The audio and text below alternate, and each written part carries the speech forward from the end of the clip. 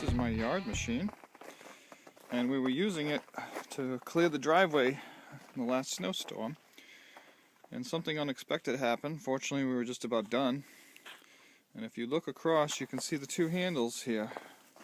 That one is the for the auger, which seems to work fine.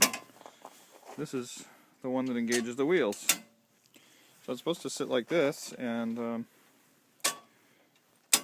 for some reason it snapped, and it should be spring loaded like this one here. And that one, okay, it's a little squeaky, so we're going to check that while we're down there too. You can't hear that when the thing's running, so I didn't realize that that was squeaky. My understanding is there's a spring at the end with it's attached to the cable, and it's the little, from what I could see earlier with the wheel off, it's a little the end of the spring has broken off, the hook of the spring. So so I don't know if I have to get a whole cable or if it's something that can be just repaired or replaced. So I propped it up. I just took a stick, put it under the bolt here, and what I have to do is I have to get this bottom pan off right here, and it's held in by these bolts here. They're 3/8 head,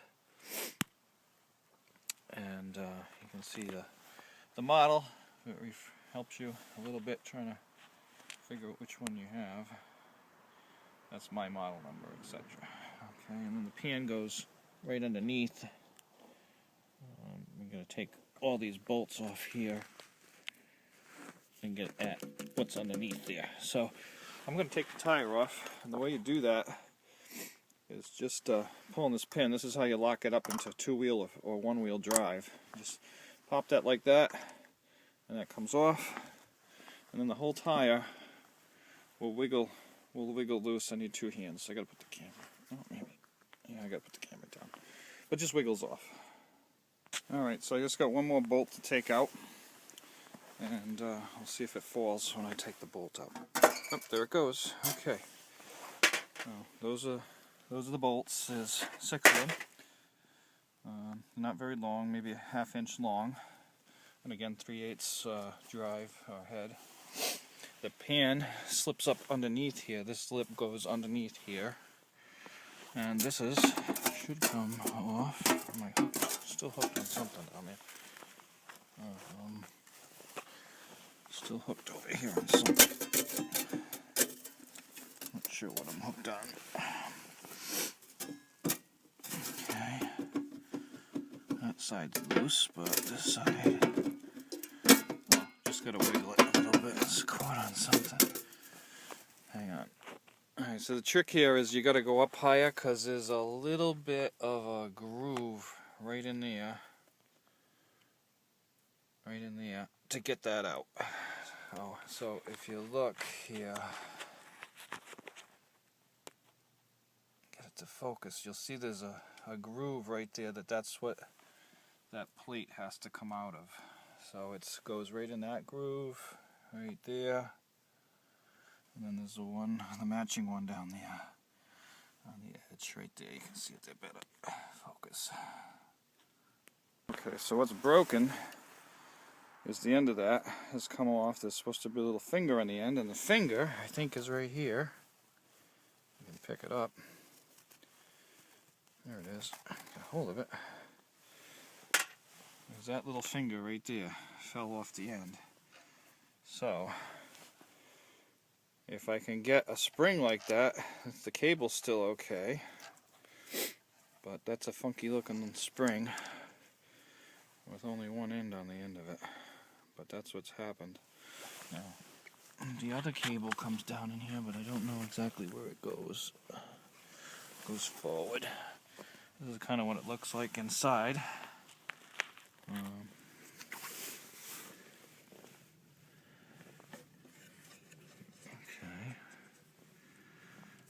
don't know exactly where that goes. Alright, give me a second here. Alright, so what's supposed to happen here is, if you can see it under here, it's a pretty good picture of it there. This rubber wheel is attached to this shaft through some gears. So when I turn it, you can see the big gear go, which also in turn tries to turn the wheel. You see, as I'm turning that, you can see the wheel starting to go. I don't want to turn it too far because I'll knock it off the jack stand I got here. Alright, so what engages that to the motor, and this is the back of the motor here, is this comes forward and meets that wheel. And the way it comes forward is with this cable, okay, attached to, you can see this is the opposite side, but it has the same thing up here. There's a hole there, and that's where that little finger for the spring is supposed to go, except there's another one right up here someplace, right there. So that's what pulls it forward to engage the drive to make the thing move. So what I have to do is find either the broken spring or replacement, or a replacement spring, or the whole cable, which I did find them. The whole cable's available with the spring on it, but I don't know if you can just buy just the spring, because the cable itself looks like it's still in pretty good shape. It goes up through this little roller here, so it gives it some guide. Probably want to lubricate that a little bit. And then it goes up here to the back of a handle, and it's adjustable with this little collar here and the lock nut.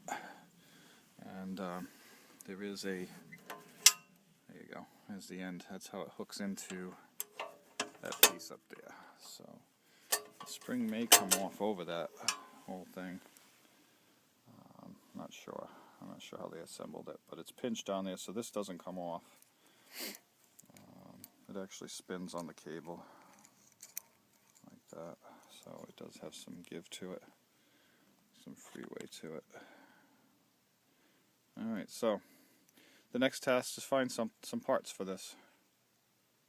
So in order to get this cable off, I ended up taking this pulley off because this little finger is holding it in the way. There's no nut on the back, it's screwed into the plate here. There's threads in the plate. And I think I just got to loosen it enough to get it past.